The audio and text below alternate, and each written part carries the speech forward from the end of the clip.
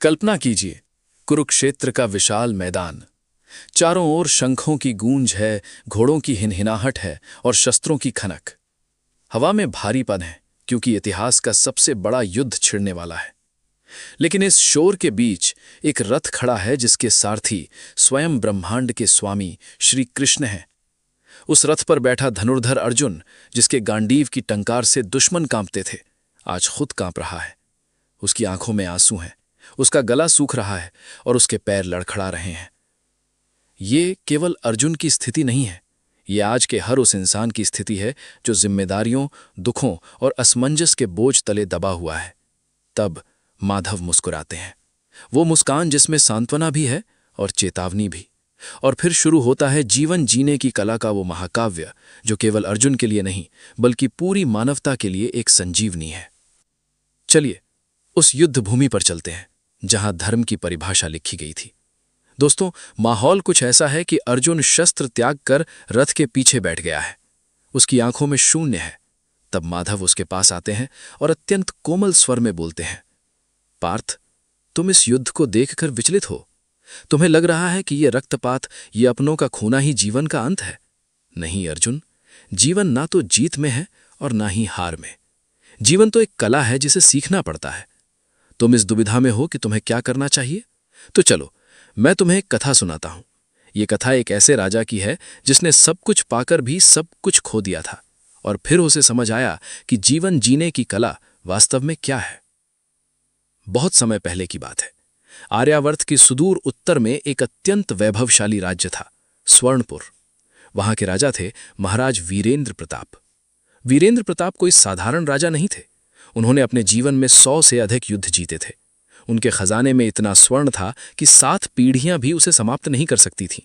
उनकी प्रजा उन्हें पूजती थी और उनके महल की दीवारें हीरे जवाहरात से चमकती थीं। लेकिन अर्जुन, क्या तुम जानते हो, उस राजा के पास सब कुछ होते हुए भी उसके भीतर एक गहरी शून्यता थी। उसे रात में नींद नहीं आती थी। उसे हर पल ये डर सताता था कि उसका वैभव छिन जाएगा, या कोई उसका अपमान कर देगा, या उसकी मृत्यु के बाद उसका नाम मिट जाएगा। वो महल की सबसे ऊंची छत पर खड़ा होकर अपने साम्राज्य को देखता तो उसे खुशी नहीं बल्कि एक अजीब सा बोझ महसूस होता। एक दिन उस राजा के दरबार में एक फकीर आया। उस फकीर के पास पहनने को फटे हुए वस्त्र थे, लेकिन उसके चेहरे पर वो चमक थी जो राजा वीरेंद्र प्रताप के करोड़ों के हीरों में भी नहीं थी। राजा ने उस फकीर से पूछा, हे सन्यासी, मेरे पास सब कुछ है, फिर भी मैं अशांत हूं। तुम्हारे पास कुछ भी नहीं है, फिर भी तुम्हारी आंखों में असीम शांति है। इसका रहस्य क्या है? फकीर मुस्कुराया और बोला, महाराज, आपके पास सब कुछ है, पर आप स्वयं के पास नहीं है। आप बाहर जी रहे हैं, भीतर नहीं। यदि आप जीवन जीने की कला सीखना चाहते हैं तो आपको मेरे साथ 3 दिन बिताने होंगे, लेकिन एक शर्त पर।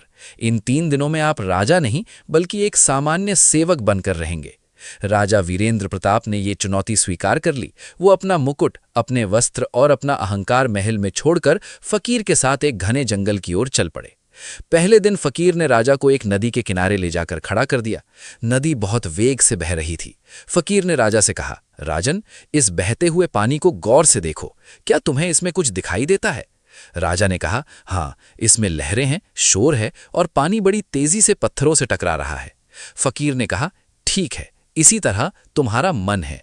तुम हर परिस्थिति से टकरा रहे हो, इसलिए तुम अशांत हो। पानी का स्वभाव बहना है और पत्थरों का स्वभाव रास्ते में आना है। यदि पानी पत्थरों से लड़ने लगे तो वो कभी सागर तक नहीं पहुंच पाएगा। वो पत्थरों के बगल से निकल जाता है। यही जीवन जीने की पहली कला है, स्वीकार्यता। जो बाधाएं आए उन्हें दुश्मन मत समझो, उनके साथ बहना सीखो। दूसरे दिन फकीर ने राजा को एक ऊंचे पहाड़ पर चढ़ाया। चढ़ते चढ़ते राजा की सांसें फूलने लगीं, पैर लड़खड़ाने लगे। राजा ने झुंझलाकर कहा, यह कैसा पागलपन है, हम ऊपर क्यों चढ़ रहे हैं? फकीर ने शांत भाव से कहा, महाराज, जब आप नीचे थे तो आपको केवल झाड़ियां और धूल दिख रही थी। अब जरा पीछे मुड़कर देखिए। राजा ने जब पीछे मुड़कर देखा तो उसे पूरा साम्राज्य, नदियां और लहलहाते खेत दिखाई दिए। फकीर ने समझाया, जब हम समस्या के बहुत करीब होते हैं तो हमें केवल दुख दिखता है, लेकिन जब हम अपनी चेतना को ऊपर उठाते हैं तो हमें जीवन का बड़ा चित्र दिखाई देता है। तब हमें समझ आता है कि जो दुख हमें आज तोड़ रहा था वो वास्तव में हमें मजबूत बनाने के लिए आया था। ये जीवन जीने की दूसरी कला है, दृष्टिकोण। तीसरे दिन फकीर राजा को एक शमशाने गया। वहां एक चिता जल रही थी। फकीर ने कहा, महाराज, यहाँ खड़े होकर अपनी बंद आंखों से अपने स्वर्णपुर के महल को याद कीजिए, अपने खजाने को याद कीजिए और अपनी उन जीतों को याद कीजिए जिनका आपको अहंकार था। राजा ने वैसा ही किया। फकीर ने फिर पूछा, क्या इस जलती हुई चिता के सामने आपकी उन उपलब्धियों का कोई मूल्य है? राजा की आंखों से आंसू बहने लगे। उसे समझ आ गया कि वो जिन चीजों के लिए मर रहा था वे सब नश्वर हैं। फकीर ने कहा, मृत्यु को याद रखना ही जीवन जीने की तीसरी कला है। जो ये जान लेता है कि उसे एक दिन जाना है, वो नफरत नहीं करता, वो लालच नहीं करता, वो केवल प्रेम करता है। 3 दिन बीत गए। राजा वापस अपने महल आया। वो अब भी राजा था, लेकिन अब उसके चलने में अहंकार नहीं था, उसकी वाणी में क्रोध नहीं था। उसने समझ लिया था कि राजमहल में रहकर भी सन्यासी की तरह जिया जा सकता है। वो कर्म तो कर रहा था, लेकिन फल की आसक्ति से मुक्त होकर। हे पार्थ, उस राजा की तरह तुम भी अपने मोह के महल में कैद हो। तुम डर रहे हो कि यदि तुमने शस्त्र उठाए तो तुम पापी कहलाओगे। तुम डर रहे हो कि तुम हार जाओगे। लेकिन अर्जुन, जीवन जीने की कला ना तो युद्ध से भागने में है और ना ही युद्ध की इच्छा करने में है। कला तो इसमें है कि तुम अपना कर्तव्य निभाओ, क्योंकि यही तुम्हारा स्वभाव है। देखो अर्जुन, ये पूरा संसार एक बहुत बड़ा रंगमंच है। यहाँ हर कोई अपना हिस्सा जी रहा है। कोई राजा बनकर आता है, कोई प्रजा बनकर, लेकिन अंत में सब कुछ मिट्टी में मिल जाता है। महत्वपूर्ण ये नहीं है कि तुमने क्या पाया, महत्वपूर्ण ये है कि तुम अपनी भूमिका निभाते समय कितने जागृत थे। लोग अक्सर मुझसे पूछते हैं, हे कृष्ण, जीवन इतना कठिन क्यों है? मैं उनसे कहता हूं, जीवन कठिन नहीं है, तुम्हारी इच्छाएं उसे कठिन बनाती हैं। तुम चाहते हो कि परिस्थितियां तुम्हारे मन के अनुसार हों, लेकिन सत्य तो ये है कि तुम्हें परिस्थितियों के अनुसार स्वयं को ढालना होगा। एक मूर्तिकार पत्थर को चोट मारता है, तब जाकर उसमें से भगवान की मूरत निकलती है। यदि पत्थर चोट सहने से मना कर दे तो वो कभी मंदिर में नहीं पूजा जाएगा। ठीक वैसे ही जीवन तुम्हें चुनौतियां देता है, दुख देता है, अपमान देता है। इसलिए नहीं कि वो तुम्हें तोड़ना चाहता है, बल्कि इसलिए कि वो तुम्हारे भीतर छिपे परमात्मा को बाहर निकाल सके। जो इस दर्द को कला समझकर स्वीकार कर लेता है, वो बुद्ध बन जाता है, वो कृष्ण बन जाता है। अर्जुन की आंखों में नमी अभी भी सूखी नहीं थी। उसने धीरे से पूछा, हे माधव, आपने स्वीकार्यता सिखाई, दृष्टिकोण सिखाया, लेकिन इस संसार में रहते हुए कर्म कैसे करें कि हम उसके बोझ तले ना दबें? कैसे जिएं कि हमारे हाथ खून से सने हों, तब भी हमारी आत्मा पवित्र रहे? श्री कृष्ण मुस्कुराते हैं।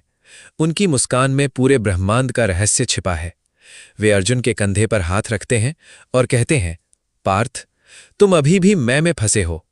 तुम सोच रहे हो कि तुम मारोगे, तुम सोच रहे हो कि तुम जीतोगे। चलो तुम्हें एक और कथा सुनाता हूं, जो तुम्हें समझाएगी कि वास्तव में कर्ता कौन है और जीवन जीने की सबसे ऊंची कला क्या है। प्राचीन काल की बात है। एक बहुत ही प्रतापी राजा था, जिसका नाम था महाराज चंद्रसेन। चंद्रसेन केवल बलवान ही नहीं, बल्कि बहुत ही न्यायप्रिय और धार्मिक था। उसने अपने जीवन में अनगिनत मंदिर बनवाए, हजारों भूखों को भोजन कराया और अपने राज्य को स्वर्ग जैसा बना दिया। लेकिन चंद्रसेन के मन में एक सूक्ष्म अहंकार घर कर गया था। उसे लगता था कि मैं इस राज्य का पालनहार हूं। अगर मैं ना होता तो मेरी प्रजा भूखी मर जाती। अगर मैं ना होता तो ये मंदिर कभी न बनते। एक दिन एक महान सिद्ध संत उसके दरबार में आए। राजा ने बड़े गर्व से अपना भव्य महल और अपने द्वारा किए गए दान पुण्य की लंबी सूची दिखाई। संत शांत रहे। अंत में राजा ने पूछा, महात्मन, क्या आपको नहीं लगता कि मैंने इस जीवन में बहुत कुछ हासिल कर लिया है? क्या मेरा नाम इतिहास में अमर नहीं होगा? संत ने मुस्कुराकर कहा, राजन, आपके इस प्रश्न का उत्तर मैं कल सुबह उस बूढ़ी विधवा की झोपड़ी में दूंगा, जो नगर के सबसे आखिरी छोर पर रहती है। अगले दिन सुबह राजा और संत उस झोपड़ी में पहुंचे। वो बूढ़ी औरत अपनी छोटी सी क्यारी में कुछ बीज बो रही थी। उसके हाथ कांप रहे थे, मिट्टी उसके चेहरे पर लगी थी और उसके पास पहनने को ठीक से कपड़े भी नहीं थे। संत ने पूछा, माई, तुम इतनी वृद्ध हो, क्यारी में ये बीज क्यों बो रही हो? क्या तुम्हें पता है कि जब तक ये फल देंगे तब तक तुम जीवित रहोगी? उस बूढ़ी औरत ने सिर उठाया। उसकी आंखों में एक ऐसी शांति थी जिसे राजा ने कभी नहीं देखा था। उसने कहा, बेटा, ये बीज मैं अपने लिए नहीं बो रही। मेरे पूर्वजों ने जो बोया था उसका फल मैंने खाया। अब जो मैं बो रही हूं उसका फल आने वाली पीढ़ियां खाएंगी। मेरा काम बस बोना है, उगाना तो उस ऊपर वाले का काम है। संत ने फिर पूछा, पर माई, क्या तुम्हें डर नहीं लगता कि अगर बारिश नहीं हुई या फसल खराब हो गई तो तुम्हारी सारी मेहनत बेकार जाएगी? उस औरत ने बड़ी सादगी से जवाब दिया, मेहनत मेरी है, फल उसका है। यदि वो फल नहीं देना चाहता तो उसकी मर्जी। मैं तो बस उसका एक यंत्र हूं। वो मेरे हाथों से बीज बुतवा रहा है, मैं बो रही हूं। इसमें मेरा क्या है? राजा चंद्रसेन को लगा जैसे किसी ने उनके हृदय पर चोट की हो। उस बूढ़ी औरत के पास कुछ नहीं था, फिर भी वो कर्ता होने के अहंकार से मुक्त थी। और राजा के पास सब कुछ था, फिर भी वो फल की चिंता में जल रहा था। पार्थ, यही है जीवन जीने की चौथी कला, निमित्त मात्र बनना। लोग कहते हैं कि मैंने ये किया, मैंने वो पाया, लेकिन सच तो ये है अर्जुन कि तुम कुछ नहीं करते। तुम केवल एक माध्यम हो। जैसे एक बांसुरी से संगीत निकलता है तो श्रेय बांसुरी को नहीं, उस बजाने वाले को जाता है। जिस दिन तुम समझ लोगे कि तुम्हारी सांसें, तुम्हारी बुद्धि और तुम्हारी शक्ति मेरी दी हुई अमानत है, उस दिन तुम्हारा सारा बोझ उतर जाएगा। तुम इस युद्ध से क्यों डर रहे हो? क्योंकि तुम्हें लग रहा है कि तुम योद्धा हो। नहीं अर्जुन, तुम केवल एक गांडीव पकड़ने वाले हाथ हो। युद्ध तो मैं बहुत पहले ही लड़ चुका हूं, तुम्हें तो बस निमित्त बनना है। अर्जुन, जीवन जीने की अगली कला है अभी में जीना। मनुष्य हमेशा दो नावों पर सवार रहता है। एक नाव है अतीत की, जहां वो पछतावे में डूबा रहता है। दूसरी नाव है भविष्य की, जहां वो चिंताओं में घिरा रहता है। इन दोनों के चक्कर में वो उस वर्तमान को खो देता है जो उसके हाथ में है। कल क्या होगा ये ना मुझे पता है ना तुम्हें, लेकिन अभी इस क्षण में तुम्हारे सामने तुम्हारा धर्म खड़ा है। जो इंसान पूरी एकाग्रता के साथ वर्तमान में जीता है, उसके लिए नरक भी स्वर्ग बन जाता है। चिंता वो जहर है जो तुम्हारी आज की शक्ति को सोख लेती है। पार्थ, तुम कहते हो कि तुम अपने भाइयों से प्रेम करते हो, इसलिए उन्हें नहीं मार सकते। लेकिन क्या वो प्रेम है? नहीं, वो मोह है। प्रेम में स्वतंत्रता होती है, मोह में बंधन। मोह कहता है तुम मेरे हो, तुम्हें मेरे हिसाब से चलना होगा। प्रेम कहता है तुम ईश्वर के हो, तुम्हें अपने धर्म के हिसाब से चलना होगा। जीवन जीने की कला ये है कि तुम संसार में ऐसे रहो जैसे पानी में नाव रहती है। नाव पानी के ऊपर तो रहती है, लेकिन वो पानी को अपने अंदर नहीं आने देती।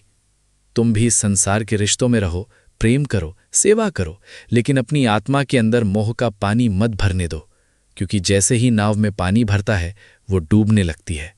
हे पार्थ, सबसे बड़ी कला जो हर कला का सार है, वो है समर्पण। जब तुम हार जाओ, जब तुम्हें लगे कि अब कोई रास्ता नहीं बचा, जब तुम्हें लगे कि तुम्हारी बुद्धि जवाब दे गई है, तब तुम सब कुछ मुझ पर छोड़ दो। सर्वधर्मान परित्यज्य मामेकम शरणम व्रज। सब कुछ त्याग कर मेरी शरण में आ जाओ, मैं तुम्हें सभी पापों से मुक्त कर दूंगा। ये कमजोरी नहीं है अर्जुन, ये सबसे बड़ी बहादुरी है। अपनी मर्जी को ईश्वर की मर्जी में मिला देना ही जीवन की पूर्णता है। अर्जुन, देखो इस अनंत आकाश को। क्या सूरज कभी थकता है? क्या पृथ्वी कभी घूमना बंद करती है? वे सब अपने धर्म का पालन कर रहे हैं, फिर तुम क्यों रुक रहे हो? जीवन एक बहती हुई नदी है। अगर तुम रुकोगे तो तुम सड़ जाओगे, अगर तुम बहोगे तो तुम सागर में मिल जाओगे। उठो पार्थ, अपनी आंखों से मोह की पट्टी हटाओ। ये युद्ध केवल भूमि का नहीं है, ये सत्य और असत्य का है, ये न्याय और अन्याय का है। और जब न्याय की रक्षा की बात आए तो फिर ना कोई भाई होता है, ना कोई गुरु, ना कोई मित्र, तब केवल धर्म होता है।